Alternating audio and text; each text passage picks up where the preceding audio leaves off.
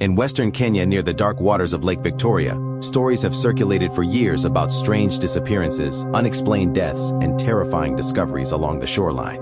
Most people outside the region have never heard about them. But for some local communities living near the lake, the fear became impossible to ignore. Fishermen whispered about bodies appearing near the water without explanation. Families spoke quietly about relatives who vanished and never returned. And over time, rumors of ritualistic killings began spreading across villages near the lake. Whether every story was true or not, one thing became clear. Something deeply unsettling was happening along parts of Lake Victoria's shoreline. Lake Victoria itself is enormous. It stretches across Kenya, Uganda, and Tanzania, and supports millions of people through fishing and trade. During the day, many shoreline towns appear calm and ordinary. Fishing boats move slowly across the water. Markets remain crowded. Life continues as usual. But after sunset, the atmosphere changes completely. The lake becomes darker, quieter, and unpredictable. For generations, local communities have associated certain parts of the lake with mystery, superstition, and fear. Stories about spirits and strange happenings existed long before modern headlines appeared. But in the early 2000s, and continuing into later years, disturbing reports started gaining national attention. Bodies were sometimes discovered near beaches, in shallow waters, or hidden along isolated parts of the shoreline. In some cases, the deaths appeared suspicious enough to spark public fear and speculation. Rumors quickly spread that ritualistic practices could be involved. In several East African communities, belief in witchcraft and ritual practices still exists, especially in remote areas where traditional beliefs remain strong. This created an environment where fear could spread rapidly every time another mysterious death occurred. What made the situation even more disturbing was how many of these cases seemed to fade away without clear answers. Local residents often claimed investigations moved slowly or produced little public information. Families searching for missing relatives sometimes felt ignored. Over time, the uncertainty itself became part of the fear. People no longer feared only criminals. They feared the unknown. They feared disappearing without explanation. In some communities near the lake, rumors started linking certain killings to ritual practices allegedly connected to wealth, power, or superstition. Stories circulated about body parts allegedly being removed in some cases, although many of these claims were never fully verified publicly. The lack of confirmed information allowed speculation to grow even larger. And once fear spreads through isolated communities, rumors can become stronger than facts.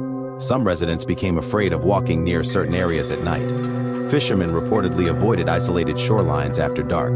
Parents warned children not to wander near the lake alone. One of the biggest reasons these stories remained mostly unknown outside Kenya was because many incidents were treated as local tragedies rather than national crises. International media rarely focused on shoreline disappearances near Lake Victoria unless a particularly shocking case emerged. This created a strange silence around the issue. For people living far away, the stories barely existed. But for communities near the lake, the fear became part of daily life. The geography of the lake itself also made investigations difficult.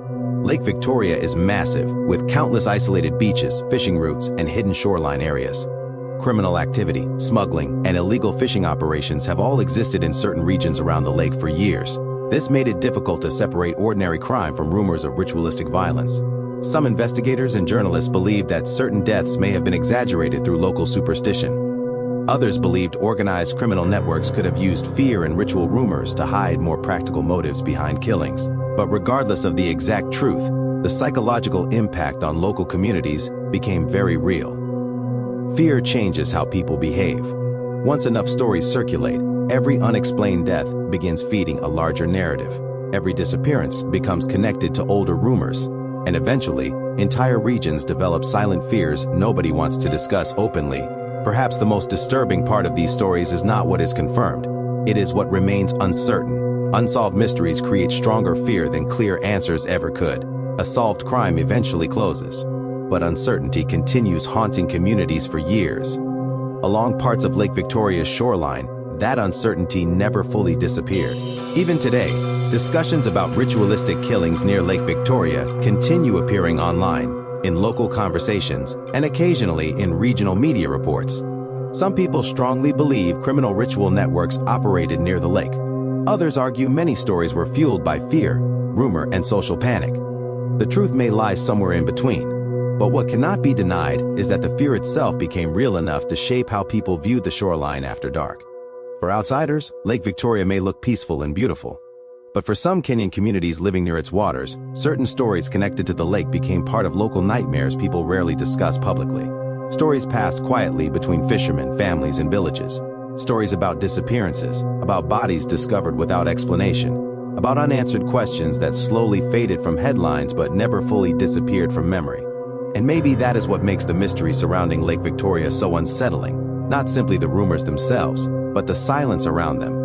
Because sometimes the most disturbing stories are not the ones constantly discussed in public, they are the ones people avoid talking about at all.